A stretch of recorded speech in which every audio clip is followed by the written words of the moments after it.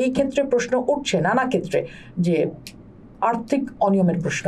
এরা এই টাকা পাবে কোথায়, এরা আমাদের কাছে আসবে কিভাবে, এগুলো হচ্ছে মানুষের প্রশ্ন। রাজনৈতিক দল হিসেবে এনসিপির কোনো ভূমিকা তো আমরা তেমন জোরালোভাবে দেখলাম না। আমরা যদি আইন শৃঙ্খলা বলি, আমরা যদি দ্রব্যমূল্য বলি, এই জায়গাগুলোতে আসলে খুব বড় পদক্ষেপ কিন্তু এনসিপির দেখা যায়নি। নারী ইস্যুতে যদি বলি, সেখানেও খুব বড় ভূমিকা কিন্তু এনসিপির নেই। কেন নেই? আওয়ামী লীগে যারা এখন পুনর্বাসনের জন্য একটা দল খুঁজছে, আমরা সেই দল হইতে চাই না। কিন্তু এটা যদি নষ্ট হয় তুষার, সেক্ষেত্রে কি আসলে সেই নারীটির প্রতি সহিংস হওয়া যায়? অ্যাবসলিউটলি হওয়া যায় না। অ্যাট দ্য সেম টাইম একজন রাজনীতিবিদ হিসেবে ব্যক্তি জীবনে চর্চা করেন এই জিনিস। অ্যাবসলিউটলি। আমি তো এখন অবিবাহিত, কিন্তু আমার একটা সম্পর্ক ছিল, আপনি জানেন। জামাত ইসলাম যদি ক্ষমা চায় তাহলে কি তার দায়মুক্তি ঘটবে? এক ধরনের ঘটবে। কেন ঘটবে? কারণ তার সাথে বিচারের নামে একটা মিস ট্রায়াল করা হয়েছে। তাহলে যদি আওয়ামী লীগ ক্ষমা চায়, সেক্ষেত্রে আওয়ামী লীগও সুযোগ পাবে? আওয়ামী লীগ আগে বিচার হতে হবে। আওয়ামী লীগের বিচারের পরে বাকিটা, আগে তো তার বিচার হতে হবে।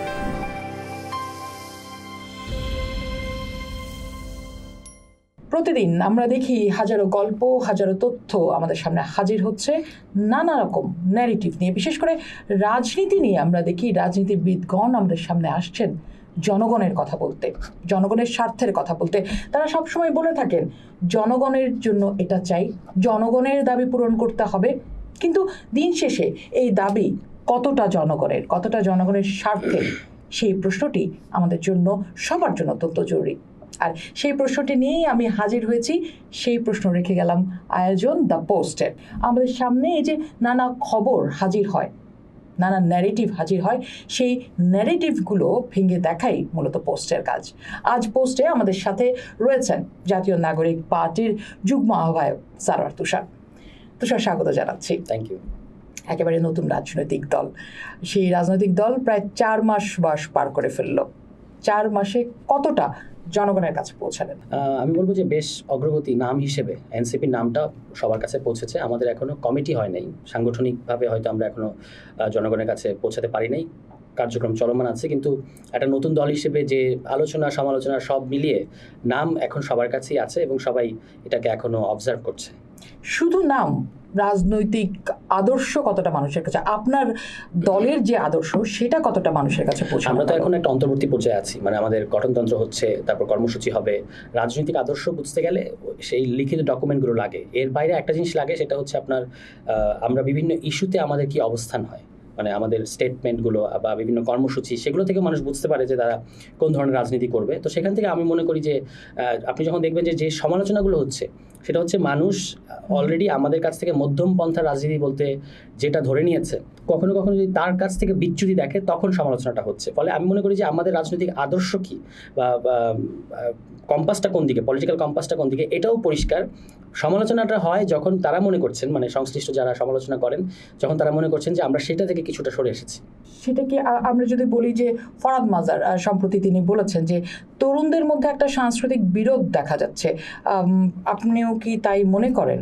সাংস্কৃতিক বিরোধ আমি বলবো না, তবে অবশ্যই সাংস্কৃতিক আলাদা আলাদা চিন্তাভাবনা তো আছে। এখন সেটা একটা মিটিং পয়েন্টে আসতে কিছুটা সময় লাগছে, কারণ এখানে বিভিন্নজন বিভিন্ন জায়গা থেকে এসেছেন এবং এই গণ-অভ্যুত্থানের পরে রাজনীতিটাই এমন হয়ে গেছে যে আপনার আমাদেরকে এমন একটা পলিটিক্স করতে হবে যেখানে আপনি সবাইকে জায়গা দিতে পারেন। তো সেইটা ঠিক করার জন্য কিছু সময় এখনও লাগছে, এটা আমি অবশ্যই বলবো। কিন্তু বিরোধ যেটা আমাদের এখানে আছে আগে থেকেই বাংলাদেশের সমাজে, সেটা বাইরে কিছুটা আছে, কিন্তু আমাদের দলের ভেতরে এটা নিয়ে খুব বড় বিরোধ আছে সেটা না। ব্যক্তিগত পছন্দ অপছন্দ প্রেফারেন্স আছে, কিন্তু আমরা এখন দলগতভাবে একটা অবস্থানই নিই যে কোনো পরিস্থিতিতে। আপনারা যদি দলগত অবস্থানে নিয়েই থাকেন এবং বিরোধ যেটা বলছেন যে সেটা ব্যক্তি বিরোধ ছিল, কিন্তু মতাদর্শের বিরোধ আসলে তেমন একটা নেই, তাহলে আমরা দেখলাম যে দল গঠনের আগে থেকে দল গঠনের পরপরই নেতৃত্বের একটা দ্বন্দ্ব দেখলাম এবং এখনও সেই দ্বন্দ্ব দেখা যাচ্ছে এবং সেটা দেখা যাচ্ছে যে বেশ সামনে চলে আসছে।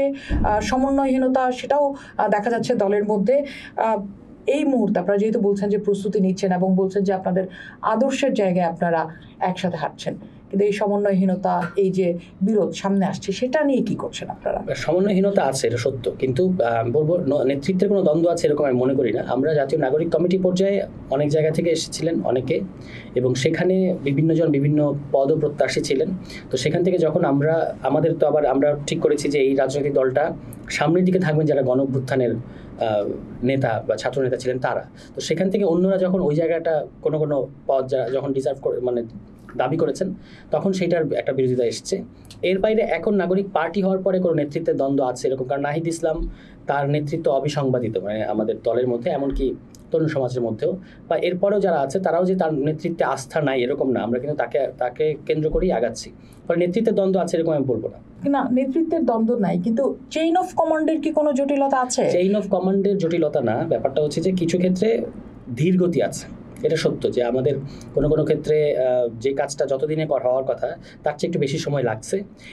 এটাও আমি মনে করি খুব স্বাভাবিক দল হিসেবে। এটা লাগছে তার কারণ হচ্ছে যে এখানে কেন্দ্রীয় কমিটিটা অনেক বড়, এবং তাদের প্রত্যেককে দায়িত্ব বন্টন করে দেওয়া, সেলগুলো আলাদা করা, কারা জেলা কমিটি গঠনে কাজ করবে, কারা আসলে রাজনীতিটা সামলাবে, এই জিনিসগুলো সর্ট আউট করার ক্ষেত্রে যেহেতু গঠনতন্ত্রটা এখনো হয় নাই, একটা অন্তর্বর্তী পর্যায়ে, সেই কারণে কোনো ক্ষেত্রে প্রত্যাশিত সময়ের চেয়ে বেশি সময় লাগছে। কিন্তু শেষ পর্যন্ত কিন্তু আমরা আমাদের রাজনীতি অটল আছি, এবং আমি মনে করি যে এখন যে একটু মনে হচ্ছে যে ধীরগতি আছে, এটা খুব দ্রুত কেটে সাংগঠনিক গতিটা বাড়বে। এই চেইন অফ কমান্ড যে আপনি বলছেন যে এখনো আপনারা শক্ত অবস্থানে আছেন, কিন্তু আমরা সাম্প্রতিক কিছু ঘটনা দেখলাম যেখানে মনে হচ্ছে যে চেইন অফ কমান্ড আসলে সেভাবে কাজ করছে না। কারণ আপনার দলের একদম প্রথম সারির কিছু নেতা, আমি যদি নাম বলি, হাসনাত এবং সার্জিসও, ওনাদেরকে দেখলাম যে নিজেদের মতো করে তারা আসলে বিভিন্ন কাজ করছেন। বিশেষ করে হেফাজতের প্রোগ্রামে আমরা দেখলাম যে হাসাদ দাঁড়িয়ে গেলেন, সেখানে কথা বলেন।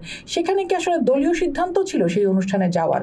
হাসনাদের ক্ষেত্রে একটা ব্যাপার আমাদের একটু খেয়াল রাখতে হবে, সেটা হচ্ছে যে তিনি এনসিপির বড় নেতা, এটা যেমন সত্য, তিনি কিন্তু এই গণ অভ্যুত্থানের একজন ছাত্র নেতা, ফলে তার ব্যক্তি হিসেবে তিনি এখনো অনেক বড়। তো সেক্ষেত্রে তার হেফাজতে ইসলাম বলি কিংবা বাংলাদেশে যারা একটু ধর্মকেন্দ্রিক রাজনীতি করতে চায় তাদের সাথে তার একটা যোগাযোগ আছে, অবশ্যই সম্পর্ক আছে, এবং এটা খুব একটা আমি মনে করি না দোষের কিছু। হাসনাত যদি তার রাজনীতিতে অটল থেকে অন্যদের সাথে যোগাযোগ রক্ষা করে, এই ডায়ালগিংটা ছিল না বলেই বাংলাদেশে একটা মুখোমুখি অবস্থা। যখন আমি আসলে একটা দলকে রিপ্রেজেন্ট করছি, তখন আসলে কি আমি এই সিদ্ধান্ত নিতে পারি যেটার প্রভাব আসলে বিরূপ হবে? মানে এটা তো আসলে কোনো ধরনের চ্যারিটি প্রোগ্রাম ছিল না, এটা তো জানা ছিলই যে এই প্রোগ্রাম নিয়ে আসলে আলোচনা হবে, সমালোচনা হবে, সেই জায়গায় যাওয়াটা এবং বক্তব্য রাখাটা, এবং সেখানে নারীদের প্রতি যে ধরনের বিরূপ মন্তব্য আসলো সেটার প্রতিবাদ ওই স্টেজে না করাটাই আমি জানি না তিনি খেয়াল করেছেন কিনা, কারণ এই সমাবেশের মধ্যে তো আপনার সবকিছু খুব দ্রুত ঘটে যায়, এবং সমাবেশে যে আবহাওয়া থাকে, প্রতিবাদ না করাটা অবশ্যই তার দিক থেকে আমি মনে করি যে যেখানে নারীদেরকে অবজ্ঞা করা হয়েছে এবং স্ল্যাং করা হয়েছে, সেটা তার দিক থেকে প্রতিবাদ করাটা উচিত ছিল। কিন্তু এর বাইরে আপনি যদি তার বক্তব্যটা দেখেন, সেখানে তিনি কিন্তু বলেন নাই যে এই নারী কমিশন বাদ দিয়ে দিতে হবে কিংবা অন্যান্য যে সমস্ত গর্হিত মন্তব্য, এগুলোতে তিনি সাবস্ক্রাইব করেন না। আমি তার কথাটা খুবই মনোযোগ দিয়ে শুনেছি।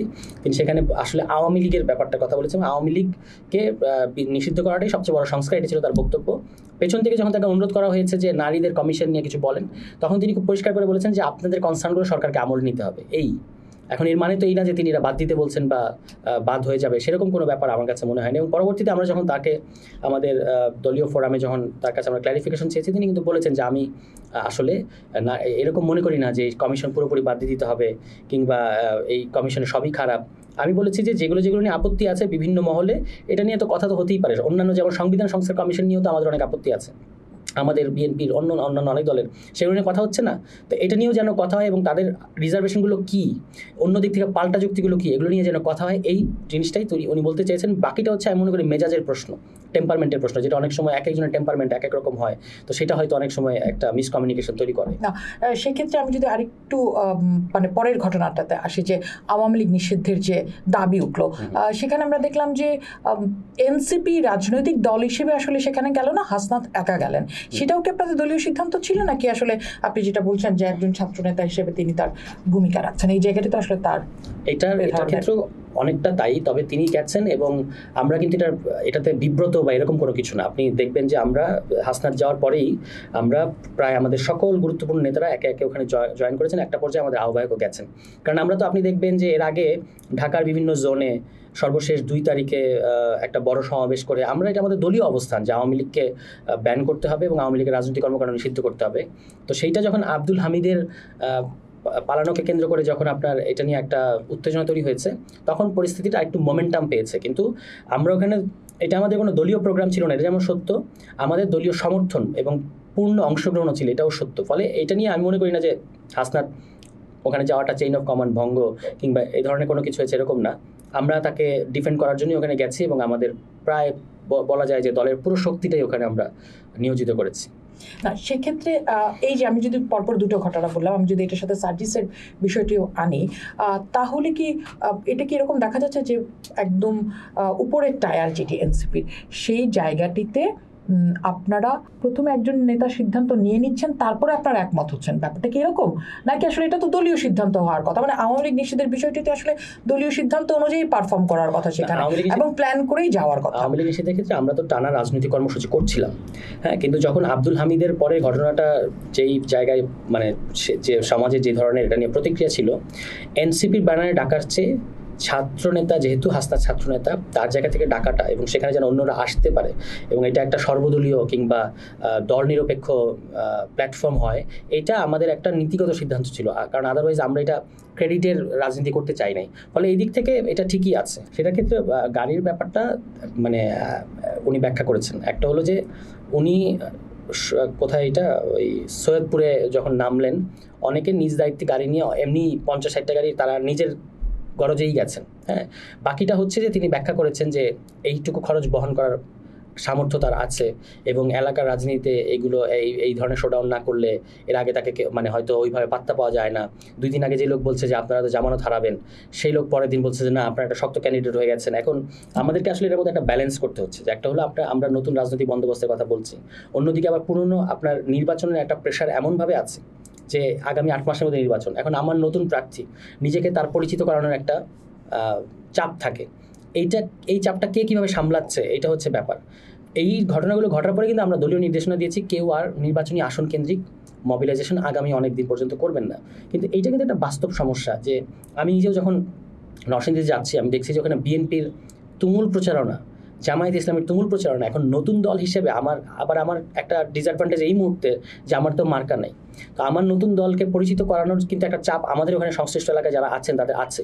তারা এটা কীভাবে ডিল করছেন, এটা একটা মানে এটা এক একজনের ব্যক্তিভেদ এক এক রকম হচ্ছে। আমাদের সে অর্থে পরিষ্কার কোনো নির্দেশনা নাই যেটাকে এইভাবে ডিল করেন। কিন্তু এই বাস্তব সমস্যার মধ্যে থেকে অনেকে কিন্তু পুরনো সংস্কৃতির কিছু কপি করার চেষ্টা করছেন, সেইটা নিয়ে কখনো কখনো সমালোচনা হচ্ছে। কিন্তু আমরা মনে করি যে ধরেন যেমন আমি নিজে তো নরসিংদীতে যাচ্ছি এবং মানুষের সাথে কানেক্ট হচ্ছি, এক ধরনের শোডাউনও করছে, এটা নিয়ে আমি এখনো পর্যন্ত কোনো বিতর্ক হতে দেখি নাই। তাহলে সেক্ষেত্রে এই মুহূর্তে সামনে নির্বাচন, আপনাদের আসলে দল গঠনের একটা বড় মানে সাধারণ মানুষের কাছে দলকে পরিচিত করার একটা বড় চাপ আছে। কিন্তু আমরা দেখছি জামাত, বিএনপি যারা বড় বড় স্টেক হোল্ডার এই রাজনীতিতে, তারা এরই মধ্যে কিন্তু নিজেদের আদর্শ, নিজেদের রাজনীতি নিয়ে প্রেজেন্ট। সো আপনারা আসলে কি এখন দুইটা জায়গায় এই ফাইটটা করছেন, যে নিজেদেরকে পরিচিত করা এবং একই সাথে দলের যে ধরনের কর্মকাণ্ড ঘটছে, আমরা যদি বলি সমন্বয়হীনতা, আমরা যদি বলি যে নানা ধরনের আর্থিক অনিয়মের কথা পাওয়া যাচ্ছে, এইগুলোকে আসলে আপনারা কিভাবে ফেস করছেন? কারণ আপনার তো সামনে নির্বাচন, এবং নির্বাচন মানেই জনগণের কাছে যাওয়ার একটা প্রশ্ন, যেখানে এই ক্ষেত্রে প্রশ্ন উঠছে, নানা ক্ষেত্রে যে আর্থিক অনিয়মের প্রশ্ন উঠছে। সমন্বয়হীনতা এবং আর্থিক অনিয়মটা এটা শহরের আলাপ। আপনি স্থানীয় পর্যায়ে গেলে দেখবেন এগুলোর কোনো বিন্দুমাত্র কোনো প্রভাব নাই এবং এগুলো নিয়ে মানুষ কনসার্নই না।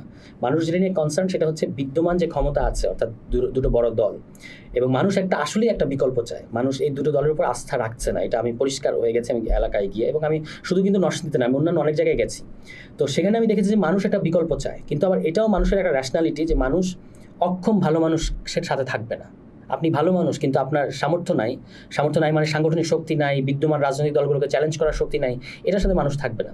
ফলে মানুষ নতুন দলের কাছে চাচ্ছে যে বিদ্যমান দলগুলোরকে চ্যালেঞ্জ করার মতো সক্ষমতা আপনি যদি 50% অর্জন করতে পারেন, তাহলে মানুষ আপনার উপর এবারই ভরসা করবে। এটাই এখন এই মুহূর্তে মানুষের একমাত্র অবজারভেশন। অন্য কোনো কিছু আমি যে আপনাদের তো আর্থিক অনিয়মের কথা শোনা যাচ্ছে, আপনাদের তো সমন্বয়হীনতা আছে, এই প্রশ্নগুলো আমাদের শহরের বিভিন্ন মিডিয়া বলি, সিভিল সোসাইটি বলি, রাজনৈতিক দলগুলোর মধ্যে বলি, এই পলিটিক্যাল পেরিফেরির মধ্যে আলোচনাগুলো আছে। আমি এগুলোকে অগুরুত্বপূর্ণ বলছি না, এগুলো অবশ্যই গুরুত্বপূর্ণ এবং আমরা এগুলো অ্যাড্রেস করছি আমাদের যথাসাধ্য। কিন্তু আমি বলছি লোকাল পলিটিক্সের ডাইনামিক্সই কমপ্লিটলি আলাদা। সেখানে কিন্তু এইগুলো মানে একদমই বিবেচ্য বিষয় না যে আর্থিক আমরা, বরং মানুষ কোনো কোনো ক্ষেত্রে বলছে যে আরে বিএনপি, এই যে আমি বললাম যে সাংগঠনিক সক্ষমতা, সেখানে মানুষ মনে করে যে এই ছাত্ররা ভালো, কিন্তু এরা কি বিএনপির সাথে টাকা ইয়েতে পারবে? মানে বিএনপি তো একটা জেলা পর্যায়ের নেতা যে পরিমাণ টাকা ছড়াতে পারে এলাকার মধ্যে, আমি জেলা পর্যায়ে বাদ দেন, ওয়ার্ড পর্যায়ে একজন নেতা যে পরিমাণ টাকা ছড়াতে পারে, তো আমি তো কেন্দ্রীয় নেতা হিসেবে এতটা মানে তার ধারে কাছেও নাই। হ্যাঁ, তো এইখানে মানুষ মাঝে মাঝে প্রশ্ন করে যে এরা এই টাকা পাবে কোথায়, এরা আমাদের কাছে আসবে কিভাবে, এগুলো হচ্ছে মানুষের প্রশ্ন। আচ্ছা, সেই প্রশ্নটা আমিও করলাম, আপনারা টাকা পাবেন কোথায়, আপনারা মানুষের কাছে যাবেন কিভাবে, যেভাবে তারা টাকা ছড়াতে পারে এই টাকার জায়গায় আপনারা এই ইলেকশনের গেমটা মানে কি বলে রুলস অফ গেমটা যেন চেঞ্জ করা হয়, সেটার জন্য আমরা বলেছি, নির্বাচন কমিশনকে বলেছি, এবং তারা কিছু কিছু প্রস্তাব এনেছে যে এই যে ইলেকশনে টাকার মধ্য দিয়ে ভোট কেনা, এই যদি এটার সুস্পষ্ট প্রমাণ থাকে তাহলে সেটাকে মানে মানুষের ভোটাধিকার হরণ হিসেবে যেন দেখা হয়, এই প্রস্তাবটা আমরা করেছি। এবং তারা যে কতগুলো প্রস্তাব করেছে, পোস্টার টাঙানো যাবে না, তারপর হচ্ছে একটা মঞ্চের মধ্যে এসে সকল দলকে 22 স্কেডিউল আপনাকে প্রচারণা চালাতে হবে, এরকম কিছু কিছু যে তারা কৃচ্ছতা সাধনের কিছু কিছু প্রস্তাব করেছে, আমরা কিন্তু এগুলো হোললি ডিফেন্ড করছি, কারণ এটা আমাদের জন্য দরকার, আদারওয়াইজ আমরা এটা লেভেল প্লেইং ফিল্ড হবে না। এই কারণে আমরা মনে করি যে একটা টাকার ব্যাপারটা হলো যে কেন্দ্রীয় পর্যায়ে আমরা একটা ফাইন্যান্স পলিসি করেছি যেটা আগামী জিএমএ উঠবে, এবং সেখান থেকে আমরা পাবলিক ফান্ড বলতে যেটা বোঝায় পাবলিক ফান্ডের মানে ম্যানেজ করতে চাই, কিন্তু পুরোপুরি পাবলিক ফান্ড দিয়ে আবার এই ইলেকশনের এই কঠিন যুদ্ধ যেটা যাবে না, সেক্ষেত্রে স্থানীয় পর্যায়ে নির্বাচনের জন্য আলাদা ফান্ড করতে হবে। যেমন আমি আমার ক্ষেত্রে ভেবেছি যে আমি মানুষের কাছ থেকেই মানে মানুষ যেন এসে টাকা ডোনেট করতে পারে সেরকম একটা ব্যবস্থা রাখবো, কারণ এর বাইরে 10 কোটি 15 কোটি টাকার যে ওইটা তো আমার পক্ষে মানুষের আস্থা অর্জন সেক্ষেত্রে অনেক গুরুত্বপূর্ণ বিষয়। সেক্ষেত্রে এই নতুন দলটি আস্থা অর্জনের জন্য সাধারণ মানুষের সামনে কি রাখছে, কি প্রতিশ্রুতি রাখছে? একটা হচ্ছে আপনার রাজনৈতিক কর্মসূচি, আপনি কি ধরনের বাংলাদেশ, আপনি যদি সুযোগ পান সরকার গঠনের, আপনি কি করবেন, কি দেবেন, অর্থনৈতিকভাবে, রাজনৈতিকভাবে, সামাজিকভাবে, সাংস্কৃতিকভাবে, ধর্মীয়ভাবে, এইটা আমাদেরকে খুব শীঘ্রই পরিষ্কার করতে হবে, যেটা আমরা বিভিন্নভাবে বক্তব্যের মধ্যে দিয়ে বলছি, কিন্তু রিটেন ডকুমেন্ট একটা যেন থাকে, যেন আমি যদি ওটা ফেল করি স্টিল আপনি আমাকে ধরতে পারেন যে আপনি এগুলো কমিট করেছিলেন। এটা হচ্ছে একটা। লোকাল পর্যায়ে হচ্ছে আপনাকে এই মুহূর্তে আমি আমাদের নেতাকর্মীদের সাথে আমাদের যখনই দলীয় ফোরামে কথা হয় সেখানে আমি প্রত্যেককে একটা কথাই বলি যে আপনাকে লোকাল প্রবলেমগুলোর মধ্যে ঢুকতে হবে। এবারের ইলেকশনে আমার ধারণা মানুষ দল দেখে ভোট দেবে না, একটা তো দলীয় ভোট আছেই, কিন্তু প্রার্থী অনেক বেশি ম্যাটার করবে, যে ওই প্রার্থী কি চায়, প্রার্থী কি করেছে নির্বাচনের আগে 7-8 মাস আগে, নাকি ইলেকশনের আগে 2 মাস আগে এসে খালি বলবে ভোট দেন। তুষার, যে আপনারা স্থানীয় পর্যায়ে কাজ করার চেষ্টা করছেন আপনি বলছেন, কিন্তু রাষ্ট্রীয় বিভিন্ন ইস্যুতে যে জায়গায় আসলে বড় বড় বিষয় রয়ে যাচ্ছে, সেখানে আসলে রাজনৈতিক দল হিসেবে এনসিপির কোনো ভূমিকা তো আমরা তেমন জোরালোভাবে দেখলাম না। আমরা যদি আইন শৃঙ্খলা বলি, আমরা যদি দ্রব্যমূল্য বলি, এই জায়গাগুলোতে আসলে খুব বড় পদক্ষেপ কিন্তু এনসিপির দেখা যায়নি। নারী ইস্যুতে যদি বলি, সেখানেও খুব বড় ভূমিকা কিন্তু এনসিপির নেই। কেন নেই? নাই আমি তা বলবো না।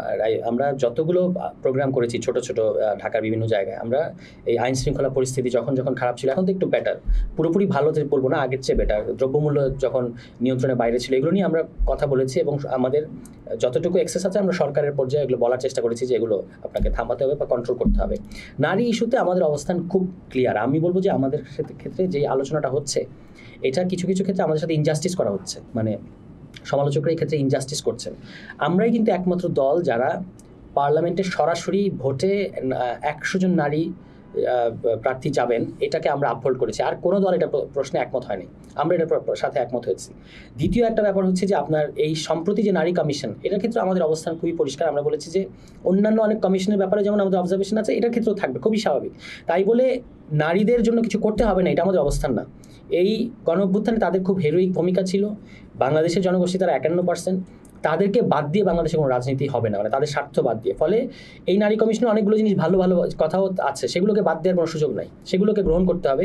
যেগুলো নিয়ে আপত্তি আছে, আমি মনে করি যে একটা রিভিউ, আমি নিজে বলেছিলাম, আমাদের দল থেকে বলা হয়েছে যে রিভিউ কমিটি করেন। রিভিউ কমিটি করলে আপত্তিটা কী নিয়ে, স্পেসিফিক, রাজনৈতিক রেটরিক না, আপত্তিটা স্পেসিফিক কী নিয়ে এবং সেক্ষেত্রে পাল্টা জবাবটা কী, তাহলে মধ্যস্থতা করার জন্য, ঠিক আছে, এইগুলো করার মধ্যে আমাদেরকে ঢুকতে হবে। এবং যেগুলো নিয়ে বেশি বিতর্ক আছে সেগুলো এড়িয়ে গিয়ে যেগুলো এই মুহূর্তে সমস্যা নারীদের, যেমন জনপরিসরে নারীদের নিরাপত্তাহীনতা আছে, তারপর হচ্ছে নারীদের আরও যে গুরুত্বপূর্ণ ব্যাপারগুলো আছে, সেগুলো যেন দিকে বেশি মনোযোগ দেওয়া হয়। তুষার, বিএনপি এবং জামাত যে বিষয়গুলোকে মুখ্য ধরে তাদের এই প্রতিক্রিয়া দিচ্ছেন, বিশেষ করে আমি যদি দেখি যে মেরিটাল রেপ, নারীদের উত্তরাধিকার, সম্পত্তিতে উত্তরাধিকার প্রসঙ্গ, এবং একই সাথে যৌনকর্মীদের আসলে স্বীকৃতি, শ্রমিক হিসেবে স্বীকৃতি, মানে এনসিপির যুক্তিগুলো কি, বা এনসিপি কি মনে করে এই জায়গাগুলি তারা যেভাবে তারা বলছেন, এনসিপি কি তাই মনে করে যে এই সংঘগুলো সামনে আসলে মনে করি না, কিন্তু প্রত্যেকটা ব্যাপারে আমাদের মানে পুরোপুরি তাদের মতো করে মনে করি না, কিন্তু আমাদের একটা অবস্থান আছে। যেমন আমি যৌনকর্মীর ব্যাপারটা বলি, যে এইটা তো আপনি যখন তাকে শ্রমিক স্বীকৃতি চান, এটা শুনতে খুব সুন্দর লাগে, কিন্তু মুশকিলটা হচ্ছে এর মধ্য দিয়ে আপনি আসলে নির্যাতনকে এক ধরনের লিগ্যালাইজ করা হয়, একটা বৈধতা দেওয়া হয়। এখানে দেখতে হবে যে যৌনকর্মী যারা এই পেশায় আসে তারা কীভাবে আসে, তারা এখানে বাধ্য হয়ে আসে। 1% নারী পাওয়া যাবে না যারা এই পেশায় আসলে উইলিংলি আসে। এটার পেছনে ম্যানিপুলেশন, এটার পেছনে অ্যাবডাকশন, এটার পেছনে ফোর্স, এগুলো কাজ করে, ঠিক আছে? এবং তারা এখানে আসে, আপনি জরিপ করে দেখেন, নারী কমিশন এই ধরনের কোনো জরিপের রেফারেন্স দিয়েছে কিনা আমি জানি না। আপনি জরিপ করে দেখেন যে এই যৌনকর্মীরা কি এই পেশায় থাকতে চায়। আপনি যদি এই প্রশ্নটা তাদেরকে করেন, আপনি কি এই পেশায় থাকতে চান নাকি আপনি এখান থেকে বের হয়ে আসতে চান, তাহলে উচিত ছিল এই নারীদেরকে ঢাকা শহরে তারা ইভেন প্রত্যেক দিন তারা পুরুষ পুলিশ দ্বারা নির্যাতিত হয় অলমোস্ট প্রত্যেক দিন, এবং তাদের যে পারিশ্রমিক, সেই পারিশ্রমিকও ছিনিয়ে নেওয়া হয় তাদের কাছ থেকে। তাহলে এখান থেকে তাদেরকে বের করতে হবে, পুনর্বাসন করতে হবে এবং একটা সুস্থ ধারার জীবন দিতে হবে, তাদেরকে একটা ভালো পেশা দিতে হবে।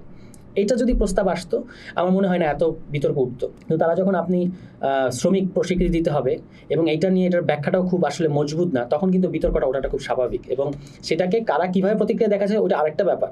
কীভাবে, যেমন আমি আপনার সামনে সমালোচনা করছি, এইটা করা যেত, আরেক দল হয়তো মনে করছে তারা এটা নিয়ে রাস্তায় নেমে এটার বিরুদ্ধে প্রতিবাদ করতে হবে, সেটা তাদের ব্যাপার। কিন্তু মূল আইডিয়াটা হচ্ছে যে শ্রমিক স্বীকৃতি দেওয়াটাই শেষ কথা না। মানে এটা তো আমি যদি অন্য দুটো ইস্যু, অন্যদের ক্ষেত্রে মেরিটাল রেপ খুবই প্রতিষ্ঠিত ব্যাপার সারা পৃথিবীতে, ঠিক আছে? এটা নিয়ে আমি মনে করি না যে বিতর্ক করার সুযোগ আছে। তবে একটা ব্যাপার কমিশনকে ভেবে দেখতে হবে, বা আমরা যারা এগুলো অনেকগুলো ব্যাপারে মনে করি যে আমলে নেওয়া দরকার, যে আপনি একটা সমাজকে অপ্রস্তুত রেখে একটা জিনিস চাপিয়ে দিতে পারেন না, ওইটাকে বোঝাতে হয় সমাজকে, ঠিক আছে? সবচেয়ে ভালো জিনিসও আপনি যদি উপর থেকে চাপিয়ে দেন, এটা অনেক সময় ব্যাকফায়ার করে। এইটাকে সমাজে ওই এডুকেশনটা কোথায়, এই জিনিসটা যে আমি বোঝাবো যে এখনও আমার সমাজে, আপনি ধরেন বাংলাদেশ এবং ভারতের সমাজ তো একই ধরনের প্রায় অনেক ক্ষেত্রে। অনেকগুলো রেপ করে জেলে বন্দি ছিল এরকম একজনকে গবেষণা করে দেখেছে, উনি আসলে জানেনই না উনি কী করেছেন। মানে উনি যে একটা অপরাধ করেছেন এই বোধই তার নাই, তাহলে আপনি তাকে পানিশমেন্ট দিচ্ছেন, এটা দেওয়া দরকার, কারণ একটা দৃষ্টান্ত তৈরি করতে হবে। অন দ্য আদার হ্যান্ড এই শিক্ষাটা তো দরকার সমাজের মধ্যে। ফলে অনেকগুলো জিনিস আসলে নিচ থেকে উপরে উঠে আনা উচিত। ওই ব্যাপারে কমিশনের অ্যাপ্রোচটা আমার কাছে মনে হয়েছে, তারা এটা শুধু এই কমিশন না, অন্যান্য কমিশনও একটা উপর থেকে এক্সিকিউটিভ অর্ডারের মতো করে চাপিয়ে দেওয়ার একটা ব্যাপার আছে। এইটা সমাজে মানে লং টার্মে কিছু ক্ষেত্রে আইন হয়তো কাজ করে, কিন্তু লং টার্মে সমাজ এটার জন্য প্রস্তুত হয় না।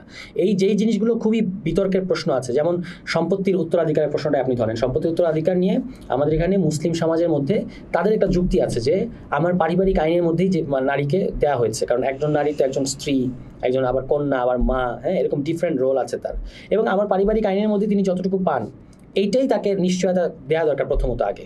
এইটুকু যদি আগে কমিশন প্রস্তাব করতো, এবং দেখবেন কমিশন কিন্তু এটাকে বলেছে ঐচ্ছিক, দেখা যেতে পারে, হ্যাঁ, কিন্তু এইটাই হলো রাজনীতি, যে এটাই একেবারে প্রধান ইস্যু হয়ে গেছে মনে হচ্ছে যে। আর তাছাড়া আমি বলবো যারা প্রতিক্রিয়া দেখাচ্ছে তারা অতি প্রতিক্রিয়া দেখাচ্ছে। কেন? কারণ হলো আমরা যেমন সংবিধান সংস্কার কমিশনের বিভিন্ন প্রস্তাব নিয়ে কথা বলছি, মতামত দিচ্ছে, রাজনৈতিক স্টেক হোল্ডারগুলো একমত না হলে তো হবে না। এটার ক্ষেত্রেও কিন্তু তাই হতো। সম্পত্তির উত্তরাধিকারে আইন বদলানো এত গুরুত্বপূর্ণ একটা বিষয়, যেটা তো সবার সাথে আলাপ না করে হবে না। এবং পাশে যেখানে লেখা আছে ঐচ্ছিক, তখন আসলে এটা আলোচনা টেবিলে রাখা উচিত ছিল। এইটা না করে যখন আমি মনে করি সবাই যারা রাজনীতি করছে এই ক্ষেত্রে, মানে একটা উপলক্ষ করে একটা রাজনীতি হচ্ছে আর কি, তো সেটা যার হেফাজত ইসলাম যে বলছে যে পুরোটাই বাদ দিয়ে দিতে, যেমন আপনারা সংবিধানের ক্ষেত্রে বলছেন। না, পুরোটা সংবিধানের ক্ষেত্রে আমরা পুরোটা কমিশনের পুরো প্রস্তাব তো বাদ দিতে বলি নাই, আমরা বলছি বিদ্যমান সংবিধান পুরোটাকে বাদ দিয়ে দেন। আর কমিশনের অনেকগুলো বেশিরভাগ প্রস্তাবের সাথে আমরা একমত হয়েছি, কিছু কিছু ক্ষেত্রে আমাদের ভিন্ন প্রস্তাব আছে, খুবই স্বাভাবিক। হেফাজতে ইসলামের উচিত, আমি মনে করি যে তারা এই কমিশন বাতিল করা না। কমিশন একটা প্রস্তাব করার পরে ইতিমধ্যেই কমিশনের কার্যকারিতা এক অর্থে শেষ, মানে কমিশনের কাজ শেষ।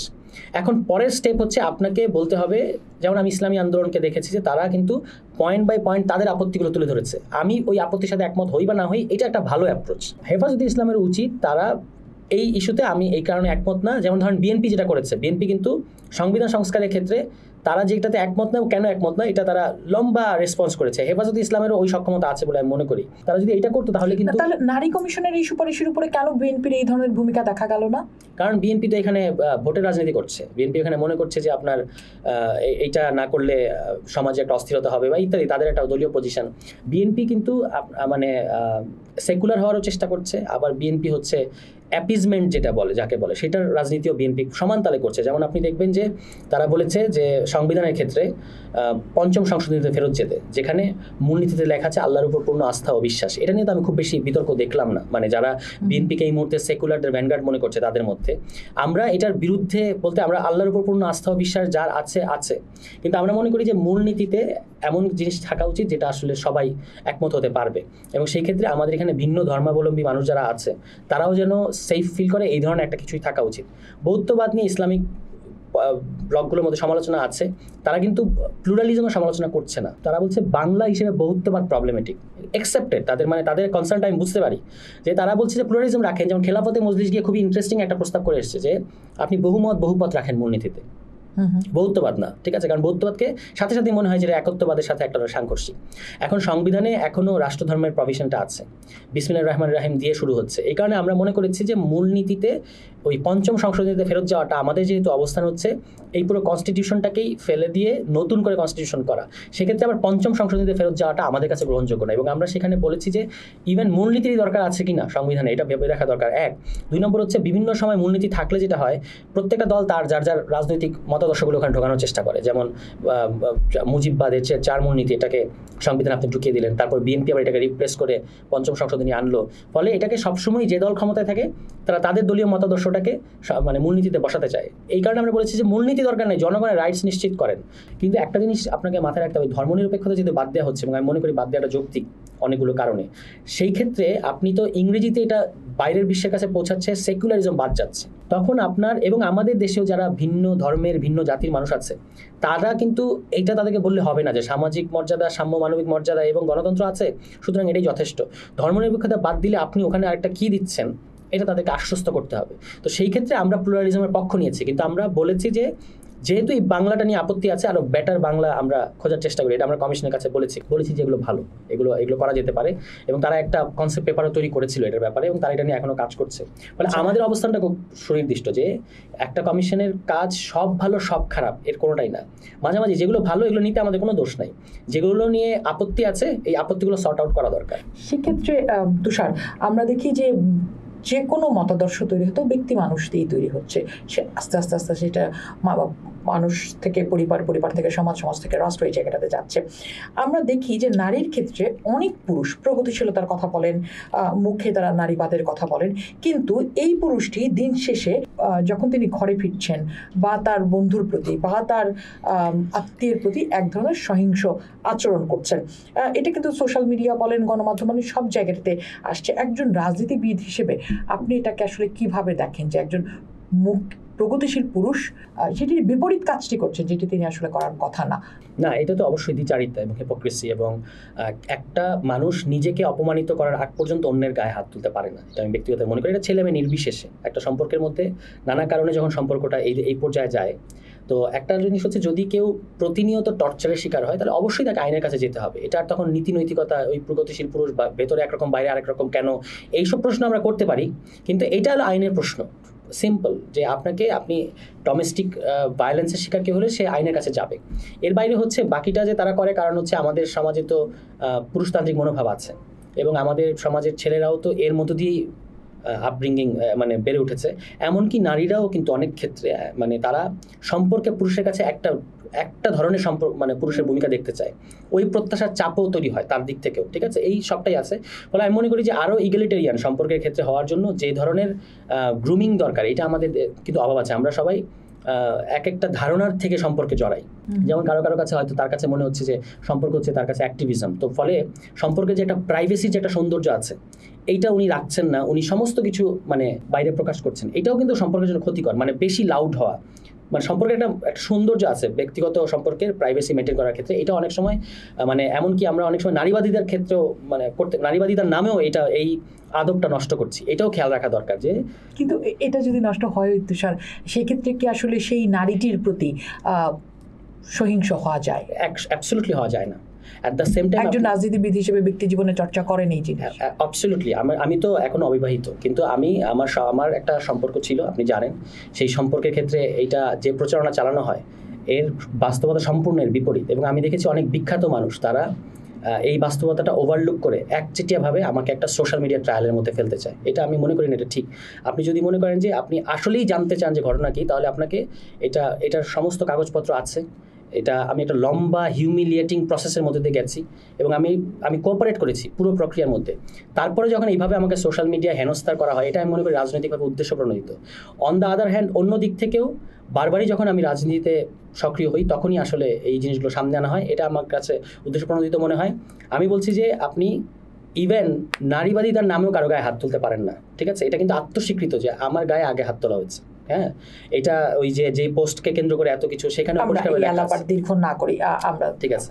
আওয়ামী লীগ নিষিদ্ধের আন্দোলনে এনসিপিকে আমরা দেখেছি যে সবচেয়ে গুরুত্বপূর্ণ ভূমিকা রেখেছে। সেখানে আপনি শুরুতেই বলছিলেন যে আপনারা একমত ছিলেন, যদিও আমাদের কাছে যেটি সামনে আছে যে সেটি আসলে একজন নেতা প্রথমে এসেছিলেন, তারপরে পুরো দলটি এসছে। এই আন্দোলনের পথ ধরে এনসিপি আর কি করতে চায়? মানে এই আন্দোলনের পথ ধরে একটা হলো আওয়ামী লীগ প্রশ্নে আমাদের অবস্থানটা হচ্ছে রিডেমশন এবং রিকনসিলিয়েশন। যারা আওয়ামী লীগ সমর্থন করে কিংবা এই ইডিওলজিক্যাল শাসনের মধ্যে ছিল, এদের সবাইকে তো আমরা সমাজ থেকে বের করতে পারবো না এবং এটা উচিত হবে না। তাহলে যারা কোনো ধরনের ক্রিমিনাল অফেন্সের সাথে জড়িত না, ফৌজদারি অপরাধের সাথে জড়িত না, তাদেরকে আপনার কোনো না কোনোভাবে সমাজে আবার জায়গা দিতে হবে। কিন্তু তাদেরও একটা কর্তব্য আছে, তাদেরকে বলতে হবে যে আওয়ামী লীগের বিচার হতে হবে, এই গণহত্যার বিচার হতে হবে, গত 15 বছরের দুঃশাসনের বিচার হতে হবে, প্রত্যেকটা গুম-খুনের বিচার হতে হবে। এই কথাগুলো তারা বললেই কিন্তু আমি মনে করি বাংলাদেশের সমাজে ওই স্পেস আছে যে তারা গ্রহণ করবে। অলরেডি বিভিন্ন রাজনৈতিক দল তো মন্তব্য করাও শুরু করেছে যে আমরা অপরাধে জড়িত না এমন আওয়ামী লীগের নিতে আমাদের কোনো সমস্যা নেই। এটাও আমি মনে করি তারা ভোটের রাজনীতি করছে, ফাইন, কিন্তু না, তো সেটা তো আপনারাও করছেন, কারণ আপনাদের দলেই তো যুক্ত হচ্ছেন আওয়ামী লীগের বিভিন্ন লেভেলের নেতারা যুক্ত হচ্ছেন। মাদারীপুর থেকে, মাদারীপুরে খুবই ইন্টারেস্টিং ও মজার ঘটনা, যাদের কাছে তারা ফুল দিয়ে যুক্ত হয়েছে তারাই তো এখনো কমিটির কেউ না, তারা নিজেরা এখন যুক্ত হওয়ার জন্য লবিং করছে। আমরা বলেছি যে আওয়ামী লীগের মধ্যে যারা হলে, যেমন ছাত্রলীগের ক্ষেত্রে অনেক সাবেক ছাত্রলীগার বা একসময় ছাত্রলীগের রাজনীতির সাথে ছিল, আমাদের সাথে কিন্তু আছে। তারা কিন্তু থ্রু আউট কোটা আন্দোলন মুভমেন্টে 18 সালে এবং 24 সালে আন্দোলনে অংশ নিয়েছে। শুধুমাত্র হলে থাকার স্বার্থে তাদেরকে আওয়ামী লীগের বা ছাত্রলীগের অনেক মিছিলে যোগ দিতে হয়েছে। এই ছেলেরা কেন রাজনীতিতে থাকতে পারবে না? মানে এদের তো কোনো দোষ নাই, এরা বাধ্য হয়েছে। এর বাইরে আওয়ামী লীগের যারা এখন পুনর্বাসনের জন্য একটা দল খুঁজছে, আমরা সেই দল হইতে চাই না। মানে যদি আপনার ক্ষেত্রে কোনো স্পেসিফিক অভিযোগ থাকে এবং আপনি একটা জেলা কমিটির সভাপতি, একটা জেলা কমিটির যে বাস্তবতা কোনো 15 বছর ছিল, একটা জেলা কমিটির সভাপতি কি কোনো ধরনের অপরাধ করা ছাড়া, একটা ক্রিমিনাল স্ট্রাকচার আছে, এই স্ট্রাকচারের সুবিধা নেওয়া ছাড়া জেলা সভাপতি হতে পেরেছেন? পারেন নাই। তাহলে তার রিমোর্সটা কোথায়? এই রিমোর্স ছাড়া বা তার দিক থেকে তার যে ভুল স্বীকার করাটা, এইটা না করলে আমরা তো আওয়ামী লীগকে সেই ভুল স্বীকারটা কি উনি এনসিপির কাছে করবেন নাকি পাবলিকলি করবেন? যে পাবলিকলি আগে করুক, উনি পাবলিকলি করুক, সোশ্যাল মিডিয়ায় করতে পারে। সোশ্যাল মিডিয়া এখনো তাদের কর্মকাণ্ড কি? এখনো তাদের কর্মকাণ্ড হচ্ছে থ্রেড দেওয়া, এখনো তাদের কর্মকাণ্ড হচ্ছে নানাভাবে এই পরিস্থিতিকে বিতর্কিত করা, অপপ্রচার চালানো, এগুলো তারা করে যাচ্ছেন। এগুলো না করে তারা যদি সাফ দিলে স্বীকার করেন যে এই ঘটেছে, আমরা এটার বিচার চাই, তাহলে কিন্তু এই যেটা সম্প্রতি ট্রুথ অ্যান্ড রিকনসিলিয়েশন কমিশনের কথা এসছে, এটা হচ্ছে আপনার এই প্রক্রিয়ার মধ্য দিয়ে আমি এটাকে একটা টানেলের মতো করে দেখি। এই টানেলের ভেতর দিয়ে তাদেরকে আরেক প্রান্তে আসতে হবে, আসলে তাদেরকে এই সমাজ গ্রহণ করবে, এরকমই আমার ধারণা। গত কয়েকদিন আগে আমরা দেখলাম যে বিএনপির গয়েশ্বরচন্দ্র রায় একটি ইন্টারেস্টিং মন্তব্য করেছেন। যেভাবে আওয়ামী লীগকে নিষিদ্ধ করা হলো, সেই পথ ধরে দেখা যাচ্ছে যে বিএনপিকেও নিষিদ্ধ করে ফেলতে পারে না। অনেক নেতাই এই সময় এই কথাগুলি বলেছেন এবং নেটিজেনদের অনেকেই বলছেন যে এনসিপির মধ্যে এ ধরনের একটা মনোভাব দেখা যাচ্ছে। সেক্ষেত্রে নতুন একটি রাজনৈতিক দল তারা এসছে, রাজনীতির মাঠে কি বন্ধুর চেয়ে শত্রু বেশি হয়ে যাচ্ছে? না, আমাদের মনোভাব যাই থাকুক, কিন্তু একটা জিনিস হওয়ার একটা শর্ত লাগে সমাজের মধ্যে। বিএনপি নিষিদ্ধের শর্ত কি সমাজে আছে? যদি না থাকে আমরা হাজার চেষ্টা করেও লাভ নেই, ঠিক আছে? এবং গয়েশ্বরচন্দ্র রায়ের বক্তব্য খুবই ইন্টারেস্টিং এবং অ্যাট দ্য সেম টাইম বিএনপির জন্য বিপজ্জনক, কারণ তিনি নিজেকে আওয়ামী লীগের পর্যায়ে নিয়ে যাচ্ছেন। উনি কি আওয়ামী লীগের মতো, বা সামনে যখন বিএনপি ক্ষমতায় আসবে, যদি আসে, তারা কি আওয়ামী লীগের মতো একই কাজগুলো করবে? তাদেরকে এটা নিয়ে ভয় পেতে হবে? তারা কি ভোট রিগিং করবে? তারা কি গুম করবে? তারা কি গণহত্যা সংগঠিত করবে? তাহলে তাদেরকেই ভয় পেতে হচ্ছে কেন? আমি মনে করি এটা সম্পূর্ণ অমূলক একটা ভয়। বরং এই যে সংস্কারের যে বিভিন্ন এজেন্ডা, এটার উদ্দেশ্যই হচ্ছে এই যে আপনি যেন একটা পিসফুল ট্রানজিশনের একটা রাস্তা থাকে। পিসফুল ট্রানজিশনের রাস্তাটা বন্ধ করলেই কিন্তু গণঅভ্যুত্থান ঘটে যাচ্ছে। তো বিএনপিকেও এটা বুঝতে হবে যে কখনোই আমি পিপলের ম্যান্ডেটের বাইরে যেন ক্ষমতায় না থাকতে হয় বা না থাকার চেষ্টা করি। এটুকু করলেই কিন্তু আর এই ভয় বা এই আশঙ্কা করতে হচ্ছে না। তাহলে জামাত নিয়ে আপনাদের অবস্থান কি? জামাত নিয়ে অবস্থান, আমরা বারবার বলেছি যে বাংলাদেশের আপনি এই জনগোষ্ঠীর জন্য রাজনীতি করতে চান, তাহলে এই জনগোষ্ঠীর ঐতিহাসিক সংগ্রামকে অস্বীকার করে এখানে রাজনীতি করা সম্ভব না। 47 সালে এখানে যখন এখানকার জনগণ পাকিস্তান আন্দোলন করলো তখন আপনি বিরোধিতা করলেন। 71 সালে যখন এখানে মুক্তিযুদ্ধ হচ্ছে তখন আপনি মুক্তিযুদ্ধের বিরোধিতা শুধু নয়, গণহত্যায় সহযোগিতার অভিযোগ আছে আপনার বিরুদ্ধে। এখনও যে এই, এবং এটা নিয়ে তাদের দলের ভেতরে অনেক অস্বস্তি আছে আমরা জানি। তাদের একজন ব্যারিস্টার আব্দুর রাজ্জাক খুব পরিষ্কার করে খুব সুন্দর করে বলেছিলেন যে 71 is non negotiable, at the same time Islam is also non negotiable. ঠিক আছে, এখন এখান থেকে জামায়াত ইসলামের এই রাজনীতির কারণে ইসলাম সম্পর্কে একটা ভুল ধারণা তৈরি হচ্ছে। তাদের উচিত এই অবস্থান তাদের পরিষ্কার করা যে তাদের এই অবস্থানটা ভুল ছিল। এখন যারা জামায়াত ইসলামের রাজনীতি করে, যারা ছাত্র শিবির রাজনীতি করে, তাদের আমি মনে করি যে এটা একটা স্রেফ একটা বোকামি হবে যে 71-এর ওই ঘানিটা না, ওই ঘানি আপনি কেন টানবেন, আপনার সাথে জড়িত না। এটা খুব পুরনো তর্ক তুষার। জামায়াত ইসলাম যদি ক্ষমা চায় তাহলে কি তার দায়মুক্তি ঘটবে? এক ধরনের ঘটবে। কেন ঘটবে? কারণ তার সাথে বিচারের নামে একটা মিস ট্রায়াল করা হয়েছে এবং বিচারটা প্রশ্নটাকে ফ্যাসিবাদের দিকে নিয়ে গেছে Awami League. At the same time 24 সালেও তাদের কিন্তু গুরুত্বপূর্ণ ভূমিকা আছে, অংশগ্রহণ আছে। যদি তারা আনুষ্ঠানিকভাবে ক্ষমা চায় এবং আন্তরিকভাবে ক্ষমা চায়, এবং তারপরে আরেকটা দিক আছে যে এই নামেই আর রাজনীতি হওয়া দরকার আছে কিনা, এইটা আরেকটা লেভেলের তর্ক। এবং আমি মনে করি এটাও আপনাকে একটা সময় ঢুকতে হবে, মানে এই জিনিসগুলো আমরা এড়িয়ে যেতে পারবো না, ইভেন জামায়াত ইসলামে পারবে না। এটাকে আমি আপাতত সেকেন্ড স্টেপ মনে করছি। প্রথম স্টেপ হচ্ছে তাদেরকে নিঃশর্তভাবে ক্ষমা চাইতে হবে গণহত্যার জন্য, মানে গণহত্যায় যে তারা যে জড়িত ছিল, এবং এই ক্ষমা চাওয়ার পরেই তাদেরকে বাংলাদেশের সমাজে তাদের সাথে যে, এটা তো সত্য 15 বছর তাদেরকে অনেক নির্যাতনের মধ্যে দিয়ে গুম করেছেন আপনি, তাদের অনেক নেতাকর্মীদেরকে, যাদের বিরুদ্ধে যুদ্ধাপরাধের অভিযোগ আছে, তাদের সন্তানদেরকে, এবং স্কাইপি কেলেঙ্কারি ইত্যাদি ইত্যাদি। এবং 15 বছর তারা যে মাত্রায় নির্যাতনের শিকার হয়েছে, 24-এ তাদের যে ভূমিকা, এই সমস্ত জিনিসের কারণে আমি মনে করি একটা কাফফারা তারা অলরেডি দিয়েছেন। শুধু কিন্তু 71, এর মানে এই না যে আপনি ওই 71 নিয়ে পুরনো অবস্থানটাকে আপহোল্ড করার বা সেলিব্রেট করার, ঊর্ধ্বে তুলে রাখার কোনো সুযোগ এখানে আছে। অবশ্যই বলতে হবে যে গণহত্যার বিরোধিতা মানে 24-এ গণহত্যার বিরোধিতা, 71-এ গণহত্যার বিরোধিতা। সেই দিক থেকে তাদের আমি মনে করি যে জামাত একটা ইগোর রাজনীতি করছে। মানে এই যে এমনকি আমি অনেক জামাতপন্থী, জামাতের প্রতি সিম্প্যাথাইজার অনেক বুদ্ধিজীবীকে দেখতে পাচ্ছি, খুব ওপেনলি তারা আজকাল বলছেন যে জামাতের উচিত এই নিঃশর্তভাবে ক্ষমা চেয়ে আবার রাজনীতিতে ফেরত আসা। আমরা কিন্তু জামাতের সাথে জামাতের সাথে কিন্তু আমাদের তর্কটা ইসলাম নিয়ে তর্ক না, ইতিহাস নিয়ে তর্ক। এটা ইসলামিক রাজনীতি নিয়ে তর্কটা আরেকটা তর্ক। এটা অন্যান্য রাজনৈতিক দলের সাথে আমাদের আছে, ইসলামিক দল তো আরও আছে, কিন্তু জামাতের সাথে তর্কটা হলো ইতিহাস সংক্রান্ত তর্ক। ইতিহাস আপনার ভুল পজিশন আছে এবং খুব ভয়ঙ্কর পজিশন আছে, এইটা আপনাকে ইগোর মধ্যে না থেকে পরিষ্কার করা উচিত। তাহলে যদি আওয়ামী লীগ ক্ষমা চায় সেক্ষেত্রে আওয়ামী লীগও সুযোগ পাবে? আওয়ামী লীগ আগে বিচার হতে হবে, আওয়ামী লীগের বিচারের পরে বাকিটা, আগে তো তার বিচার হতে হবে। জামায়াতের তো একটা বিচার হোক আর অবিচার হোক একটা প্রসেসের মধ্যে দিয়ে গেছে, আওয়ামী লীগের তো এখনো সেই ধরনের। একটা জিনিস মনে রাখতে হবে, জামায়াত হলো যুদ্ধাপরাধের সহযোগী, আর আওয়ামী লীগ নিজেই যুদ্ধাপরাধের, মানে তারা সংগঠিত করেছে। দুইটার একরকম না আমি মনে করি। কারণ হচ্ছে যে আপনি একটা গণহত্যা নিজে সংগঠিত করেছেন আপনার পুরো দল সহ, আরেকটা হচ্ছে সে গণহত্যা সংগঠিত করার ক্ষেত্রে তার সহযোগীর ভূমিকা আছে। দুইটা কি একই মেরিটে দেখা যাবে কিনা আমি মনে করি যে দেখা উচিত হবে না।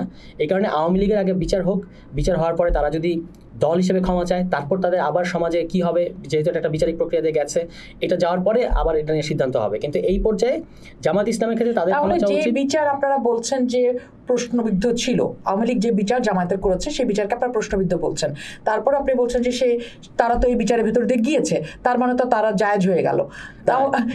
কন্ট্রাডিক্ট করছে না তুষার? না, জায়েজ হচ্ছে না। জায়েজ হবে যদি আপনি ক্ষমা চান তারপরে, মানে এই আপনি যে দল হিসেবে আবার রাজনীতি করার ক্ষেত্রে আপনাকে নিয়ে আপত্তি উঠবে না যদি আপনি 71 প্রশ্নে অবস্থান ক্লিয়ার করেন।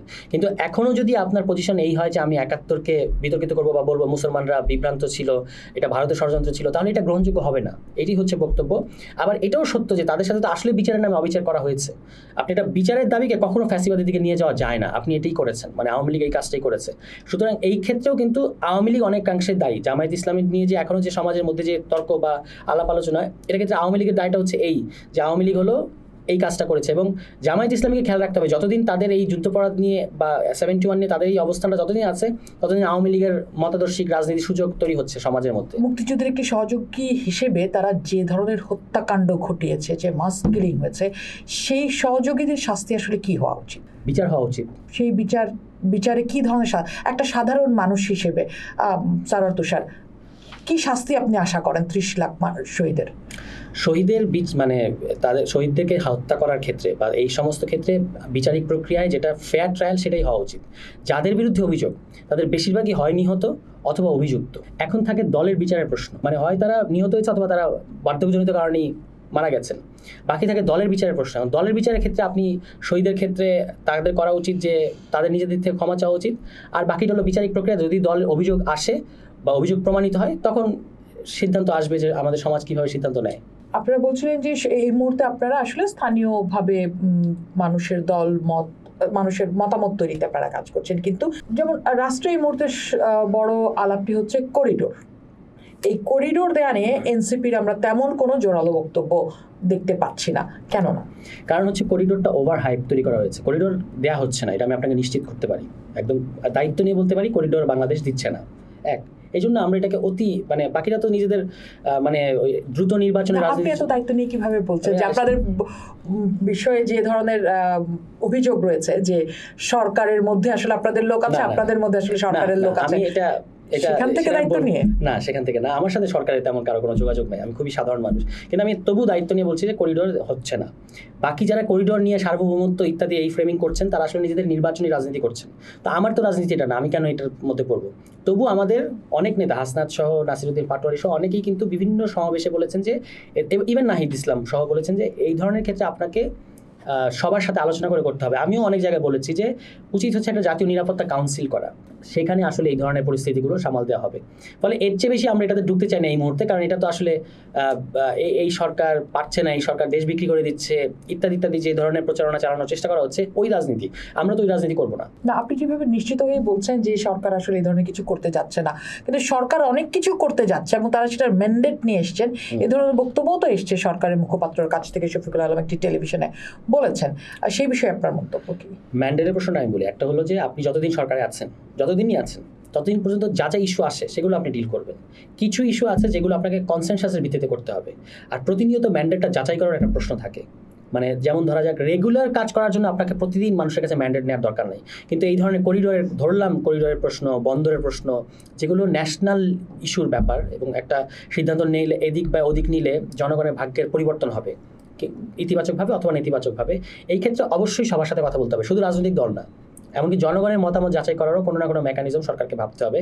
ফলে শফিকুল আলম সাহেবের কথার সাথে আমি পার্শিয়ালি একমত যে তাদের এমন না, তারা শুধু নির্বাচন আয়োজনের সরকার না, এই অর্থে তাদের ম্যান্ডেট অবশ্যই আছে, কিন্তু ম্যান্ডেটটা ব্ল্যাঙ্ক চেক না, ম্যান্ডেট আপনাকে প্রতিনিয়ত যাচাই করতে হবে, প্রতিনিয়ত প্রত্যেকটা ইস্যু ধরে ধরে আপনাকে ওই প্রশ্নে ম্যান্ডেট, যেমন আপনার তো জগন্নাথের ছাত্রদেরকে পেটানোর ম্যান্ডেট নাই, কিন্তু সরকার তো এই কাজটা করেছে এবং পুলিশ এই কাজটা করেছে, এটার জন্য আমরা অবশ্যই তাদেরকে সমালোচনা করি। তাহলে এই ক্ষেত্রে জগন্নাথের একটা হলের ইস্যু ডিল করতে এত সময় লাগবে কেন? এটা আমি আপনাকে একটা উদাহরণ দিলাম। করিডোরের ক্ষেত্রে আমাদের অবস্থান খুব পরিষ্কার, করিডোর দেওয়ার সেক্ষেত্রে আপনি যখন বলছেন যে পিটানোর ইস্যু নাই জগন্নাথের ছাত্রদের, কিন্তু আমরা আবার দেখছি যে এই বিষয়গুলো নিয়ে কথা বলতে গেলেও সব, বিশেষ করে গণমাধ্যম সেভাবে কথা বলতে পারছে না। ইভেন আমরা দেখেছি গণমাধ্যম সংস্কার কমিটির যিনি প্রধান, তিনিও বলেছেন যে এই মুহূর্তে গণমাধ্যমে এক ধরনের সেলফ সেন্সরশিপ চলছে। আপনার কাছে কি মনে হয় এই বিষয়টা নিয়ে? আপনিও কি একই মত পোষণ করেন যে সেলফ সেন্সরশিপের মধ্যে আছে? এটা সেলফ সেন্সরশিপ, সরকারের দিক থেকে কোনো চাপ আছে আমার কাছে এরকম মনে হয় না। এখন বাংলাদেশ টেলিভিশনে সরকারের যে মাত্রায় সমালোচনা হয় এটা অকল্পনীয়। আমি তো গেছি বাংলাদেশ টেলিভিশনে, অনেকগুলো প্রোগ্রাম করেছি, সেখানে অন্য আলোচকরা, ইভেন আমিও, যে মাত্রায় সমালোচনা সরকারের করেছে এটা অকল্পনীয়। সরকারের দিক থেকে কোনো চাপ আছে যে এটা বলা যাবে এটা বলা যাবে না, আমার কাছে এরকম মনে হয় না। অনেক ক্ষেত্রে মিডিয়া হাউসগুলো মানে অতি উৎসাহী হয়ে এই কাজগুলো করছে, অনেক ক্ষেত্রে বিভিন্ন মব বিভিন্ন থ্রেট দিচ্ছে যে আপনি অমুককে চাকরিচ্যুত করেন, আমরা এটা করবো না। কিন্তু যখন এই মব হচ্ছে তখন তো আসলে আমরা তেমন কোনো ভূমিকা নিতে দেখছি না, বিশেষ করে এটা সরকারের পক্ষ থেকে আমরা দেখছি না। বিভিন্ন এই যে মবক্রেসি যে কালচারটা এই মুহূর্তে রয়েছে, সেখানে কি খুব জোরালো ভূমিকা দেখছেন? আমরা সুশীল সমাজের বিভিন্ন জনের যে বক্তব্য দেখতে পাচ্ছি যে সরকার আসলে তেমন কোনো শক্ত ভূমিকা নেই, পারে নাই।